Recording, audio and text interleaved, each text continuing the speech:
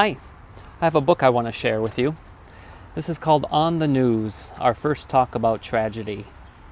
There are so many things on the news that we see that can be hard to explain or even think about or think, why did this happen? Whether it's people getting sick, people fighting, some weather that hurts people, or one person getting hurt. Thanks for listening to this with me.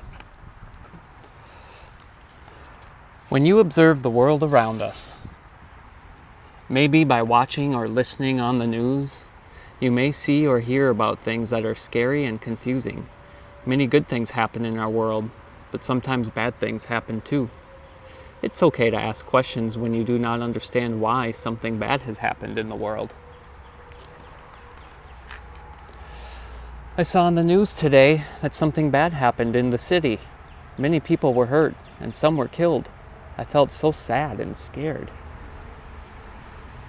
I understand how you feel. I feel the same way when I see or hear things like that on the news. The world can be a complicated and confusing place.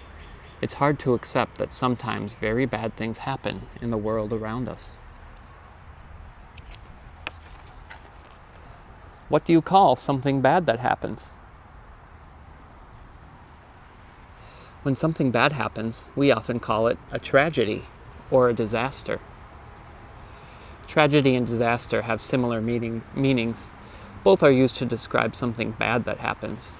Disaster is most often used to describe a major event itself, like an earthquake, a tsunami, or flood, for example. Tragedy is usually used when we talk about people involved in the event. For example, Hurricane Katrina was one of the most destructive natural disasters in U.S. history. More than 1,200 people lost their lives in this tragedy.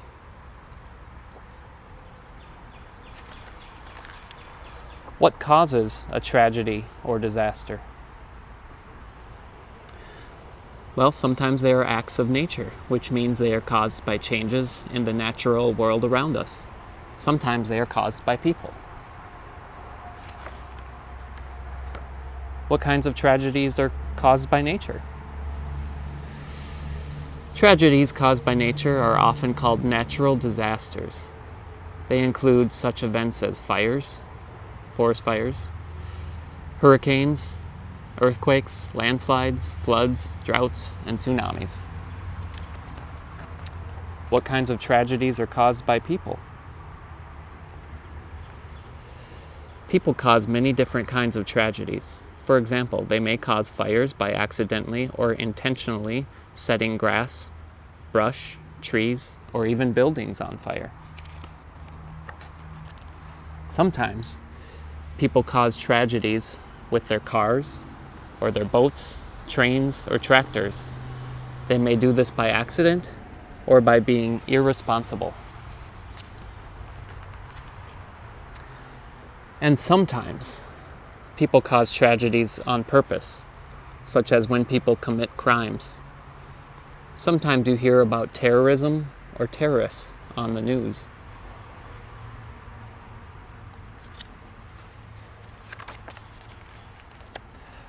Why do tragedies happen? No one knows for sure why tragedies occur.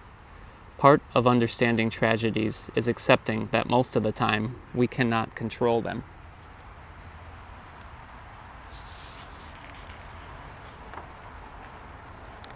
You know what? I really like this too. This person is thinking, do you know sometimes people are really mixed up? They don't understand the difference between right and wrong. It's wrong to hurt other people on purpose. When something bad happens, we should always look for ways to help those who are hurt. And a lot of people do help. There's always a lot of people helping. What is it like for someone who experiences a tragedy? It is very, very difficult for people who are affected by a tragedy or disaster. People in these situations experience a lot of different emotions. They can feel sad, scared, and angry. As a child psychologist, I help children by talking with them about these feelings. And I want you to know it is normal to have strong emotions when a tragedy or disaster happens, even if you are just hearing about it on the TV or the radio. It is also normal to worry about yourself and your family. Everyone is different, and we all react differently to tragedies and disasters.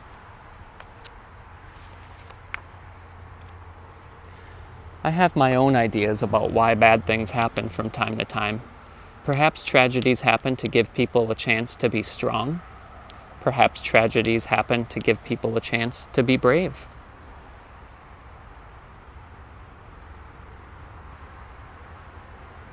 That's a rescue mission from an earthquake in 2011.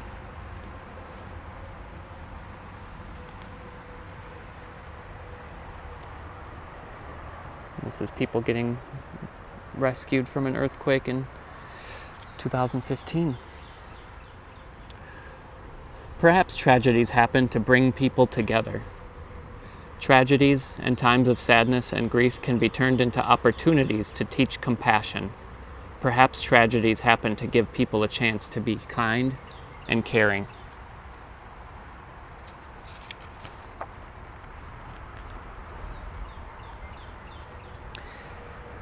It is terrible when a tragedy happens.